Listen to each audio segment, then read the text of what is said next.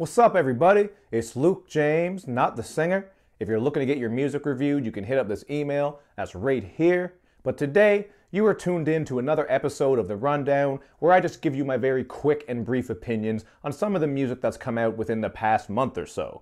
Now, as you can see, my setup is a little bit different right now because my shelf decided to fall apart. My voice is also scratchy. Man, it has just been a wild past couple of days, but I got shit to do. So we're going to jump right into this rundown and we're going to hold it together. Now, first of all, we got to talk about this Machine Gun Kelly album called Bloom. Well, we don't really have to talk about it, but we're going to, goddammit. And this is really just a sloppy mess of trap tracks. You got some radio-friendly poppy jams on here, and also a little bit of rock influences on a couple things. So it really just seems like he threw a bunch of shit at the wall, and rather than trying to at least smear it into something nice and cohesive, he just left it. This is very, very damn sloppy, and I do have to say, man, these radio-friendly pop tracks that he does on here are the absolute worst, man. It sounds like he's making some shit for Degrassi, the Next Generation original soundtrack. That's how bad that shit sounds. But I will give him props because when he is making those trappish bangers, just keeping it simple on tracks like Golden God and Moonwalkers, I really don't think he's all that bad. I mean, they are good for what they are. Just turn them up. You got some thick bass. The bars are all right, at least as far as the flows. So I will give him a couple of points for that. But really, this is not a great project. I would give it a 2 out of 5.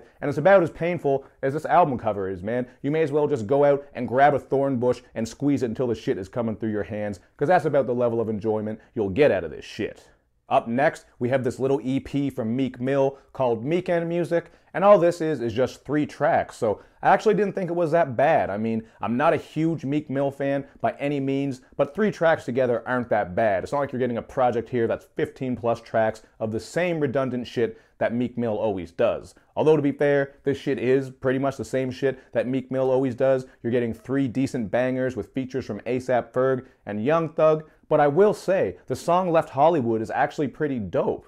On this one, he's getting insightful over top of the piano-laced production. He goes into a bit of detail about what it was like to come up without his father, who died, and also about how he went from going to school to toting tools. So you're getting a little bit of his story there. He's opening up. It's not really anything too crazy, but I think it was still one of the best Meek Mill tracks that I've heard in a while. So I would give this project a 3 out of 5. Nothing amazing, but it's pretty good for what it is. And I think if you're a Meek Mill fan, you're probably more happy with this than I am.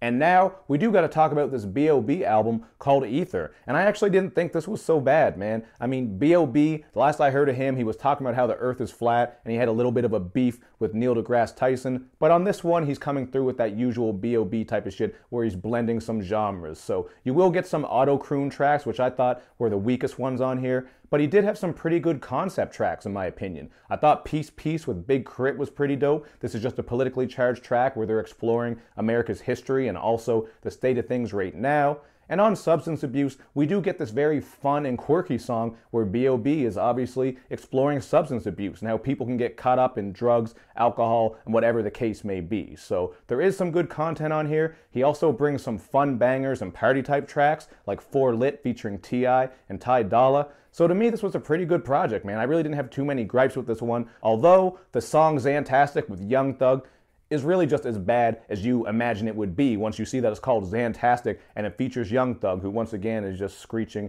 and doing his thing. So I could have done without that track, but on the topic of features, he managed to get a really good Lil Wayne feature on here, man. On the track E.T., we get Lil Wayne without auto-tune. He's going in, has a really nice flow on that spacey production, so that was another track I liked. I just wanted to throw that out there before we move on to this next project from XXXTENTACION called Revenge. This is really just a collection of a bunch of his tracks that have been floating around for a while now, and I've yet to review anything by him because I honestly haven't heard anything from him that I think is great, and I really just don't care about this guy yet, and honestly, after hearing this, my opinion has not changed. You're going to get a lot of lo-fi, low-quality shit, including that Look At Me track where, you know, people were saying Drake stole his flow. And there are some decent flows on there. I get why people like it. It's a banger, but the quality is trash. Nothing too tremendous with the lyrics. And then the rest of the project is just really weird, man. You're going to get some screamo shit, some shit where he's singing with some weird vocal effects on his voice. It's just very damn sloppy,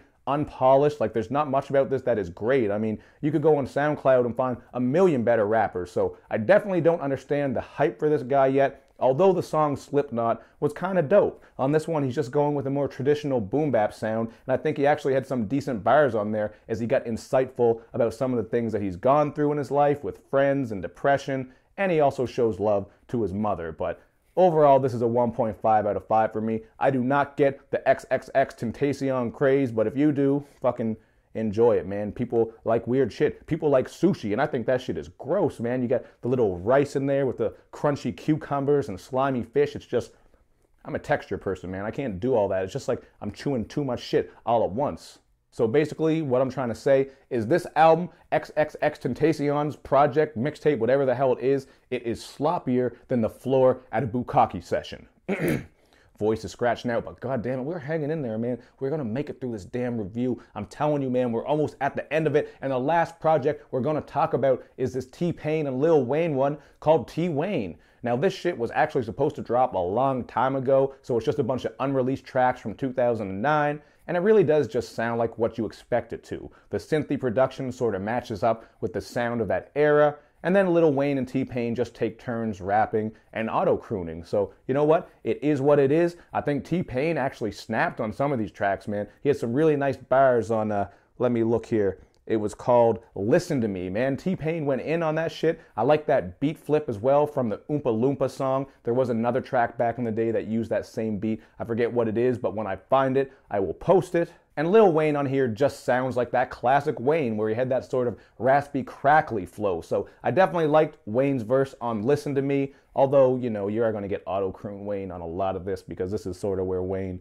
was really doing that shit back in 2009. So I would rate this one a 2009 out of 5. Not because it's that good, like it has to go beyond 5 as far as the numbers, but it just is what it is, man. This is just some 2009 shit on Heavy Chevy. It sounds like they're channeling Ludacris a bit with their flows and vocal styles, so that was kind of interesting, but, you know, it's not a great project, but it's definitely fun and kind of like stepping into a time machine. So there you have it. That is another episode of The Rundown, episode 10, I believe. We are just going in with this show, so thank you for watching. I really do appreciate you guys for sticking around with the channel. I do have some more full reviews coming up. There will be one for Snoop Dogg, also one for that Underachievers album. I can't wait to check that out, so you'll see some indie reviews as well. You know how it goes, but hopefully next time around, my voice will be better. I got my shit together, so until then, make sure you do all that good YouTube and social media stuff, man, where you like my videos, you share them, you follow me on Twitter, you retweet the videos, and of course, man, subscribe to the channel, check my social media, Instagram, all that good stuff. Thank you for watching, everybody. I will see you next time.